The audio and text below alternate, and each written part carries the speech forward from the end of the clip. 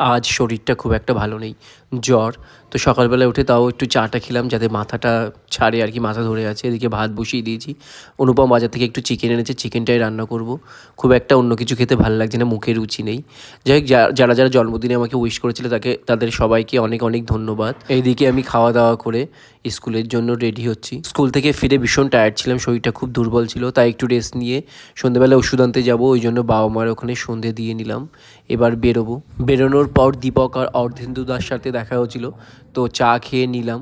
তো এবার আমি ওষুধগুলো কিনে নেব। ওষুধ কেনা হয়ে গেছে, তো আমি দীপকের রুমে এসেছি। দীপক নতুন রুমে শিফট হয়েছে, তো ওখানেই এসেছি। তো দীপক পপকর্ন ভেজে দিয়েছিল, সেটাই খাচ্ছি।